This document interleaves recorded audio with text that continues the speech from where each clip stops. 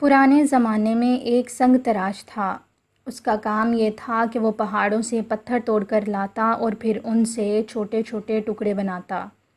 ایک روز وہ اسی طرح اپنی کدال سے پتھر توڑ رہا تھا کہ چند سپاہی دوڑتے ہوئے یہ کہتے ہوئے اس کے پاس سے گزرے، جھک جاؤ جھک جاؤ۔ تھوڑی دیر بعد اس نے دیکھا کہ ایک بڑا سا سفید ہاتھی سامنے سے چلا آ رہا ہے اور اس کی پیٹھ پر بادشاہ بیٹھا ہے۔ سنگ تراش ملک کے دوسرے لوگوں کی طرح مجبوراً گھٹنوں کے بل ہاتھی کے سامنے جھک گیا، پھر اپنے آپ سے کہنے لگا، بادشاہ اتنی بلندی پر بیٹھا ہے کہ میں اسے نظر ہی نہیں آ سکتا۔ میں بیچارہ تو اصل میں اس ہاتھی کی تعظیم کر رہا ہوں۔ مجھ سے تو یہ ہاتھی ہی اچھا ہے، کاش میں اس کی جگہ ہوتا۔ سنگ تراش کی زبان سے ابھی یہ جملہ نکلا ہی تھا کہ یکا یک وہ ایک بڑا سا ہاتھی بن گیا۔ اپنی خواہش کے جلدی پوری ہونے سے سنگ تراش خوشی سے پھول گیا اور اکڑ اکڑ کر چلنے لگا، کیونکہ اب بادشاہ سفید ہاتھی کی پیٹھ سے اتر کر اس کی پیٹھ پر سوار ہو گیا تھا۔ بادشاہ ہاتھی پر بیٹھا چائے پینے لگا۔ ہاتھی چند قدم ہی چلا ہوگا کہ چائے کی پیالی اس کے ہاتھ سے چھوٹ گئی۔ گرم گرم چائے ہاتھی کے جسم پر گری، جس سے اس کی کھال جھلس گئی۔ کھال جھلسنے سے سنگ تراش کو، جو ہاتھی بن گیا تھا، بڑی تکلیف ہوئی اور وہ اپنی ہاتھی بننے کی خواہش پر بہت شرمندہ ہوا۔ وہ اپنے آپ سے کہنے لگا، دراصل میری یہ خواہش نہیں تھی کہ میں ہاتھی بن جاؤں، میری خواہش تو یہ تھی کہ میں بادشاہ بن جاؤں۔ پلک جھپکتے میں سنگ تراش ہاتھی سے بادشاہ بن گیا۔ وہ سفید ہاتھی پر سوار تھا، چائے کی پیالی اس کے ہاتھ میں تھی، وہ اسے تھامے بڑی شان سے چائے پینے لگا۔ سنگ تراش نے، جو اب بادشاہ بن گیا تھا اور بڑی شان سے چائے پی رہا تھا، محسوس کیا کہ اس کی آنکھ میں تکلیف ہو رہی ہے۔ بہت غور کیا تو یہ سمجھ میں آیا کہ سورج کی چمک اس کی آنکھ پر پڑ رہی ہے، جس سے اسے تکلیف ہو رہی ہے۔ اس نے سورج پر ایک نگاہ ڈالی، اس کی چمک ایسی تھی کہ سنگ تراش کی نظر ٹھہر ہی نہ سکی۔ وہ بڑا ناخوش ہوا اور اپنے آپ سے کہنے لگا، اب معلوم ہوا کہ سورج بادشاہ سے زیادہ طاقتور ہے۔ پھر وہ کہنے لگا، میں سورج کیوں نہ بنوں؟ اس نے یہ کہا ہی تھا کہ وہ ایک چمکتا ہوا سورج بن گیا۔ سنگ تراش جب سورج بن گیا تو اس کی گرمی بہت تھی، اس گرمی سے زمین جلنے لگی۔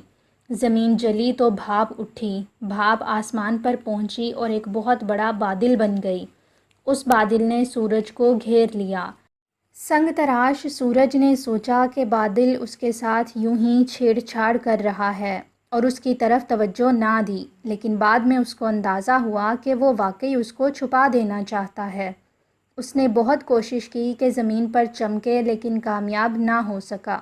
جب اس کو یقین ہو گیا کہ کوشش بیکار ہے تو وہ غصے سے بولا، پتہ چل گیا کہ بادل مجھ سے زیادہ طاقتور ہے، اس لیے میں اب یہ چاہتا ہوں کہ بادل بن جاؤں۔ ایک لمحہ نہیں گزرا تھا کہ سنگ تراش سورج سے ایک اتنا بڑا بادل بن گیا کہ اس سے سورج چھپ گیا۔ سنگ تراش اب بہت خوش تھا کہ وہ سورج سے زیادہ طاقتور ہے، اس نے اس کی روشنی کو ڈھانپ رکھا ہے۔ لیکن اس کی یہ خوشی زیادہ دیر باقی نہ رہی، کیونکہ ہوا کا ایک تیز جھونکا آیا اور اس نے بادل کو ٹکڑے ٹکڑے کر کے آسمان پر بکھیر دیا۔ سنگ تراش نے کبھی سوچا بھی نہ تھا کہ اس کے ساتھ ایسا واقعہ پیش آ سکتا ہے۔ اب بادل کے بارے میں اس کی رائے بدل گئی اور وہ اپنے آپ سے کہنے لگا، نہیں بھائی، بادل بننے میں کوئی فائدہ نہیں، میرے خیال میں تو مجھے ہوا ہونا چاہیے تھا۔ ادھر سنگ تراش نے ہوا بننے کی خواہش کی اور ادھر وہ ہوا بن گیا۔ اب سنگ تراش ہوا بن کر زور زور سے ادھر ادھر اڑنے لگا۔ جو چیز اس کے سامنے آتی اس کو توڑ پھوڑ کر رکھ دیتا اور اس کے زور میں کوئی کمی نہ آتی۔ بظاہر سنگ تراش اس سے خوش تھا۔ ہوا زور زور سے چلتی رہی اور چیزوں کو توڑتی پھوڑتی ادھر سے ادھر اڑاتی رہی، یہاں تک کہ اسے ایک مضبوط اور اونچی چٹان نظر آئی۔ وہ تیزی سے اس کی طرف گئی۔ چھوٹی موٹی چٹانوں کو تو اس نے اپنی جگہ سے ہلا دیا، لیکن اس بڑی اور مضبوط چٹان کا وہ کچھ نہ بگاڑ سکی۔ یہ دیکھ کر سنگ تراش جو ہوا بنا ہوا تھا اپنے آپ سے کہنے لگا، یہ چٹان ہوا سے زیادہ طاقتور ہے، اے کاش میں ایک چٹان ہوتا۔ بس وہ فوراً ہی ایک ایسی اونچی اور مضبوط چٹان بن گیا جس کے اوپر بادلوں کا سایہ تھا اور نیچے آدمی ایسے چھوٹے رہ گئے کہ اوپر سے دیکھو تو نظر بھی نہ آئیں۔ اب سنگ تراش چٹان بن کر اتنا مغرور ہو گیا کہ اسے وہ سنگ تراش نظر نہ آیا جو کدال لیے اس کے پاس آ پہنچا تھا۔ البتہ اس نے کدال کی زبردست چوٹیں اپنے جسم پر محسوس کیں۔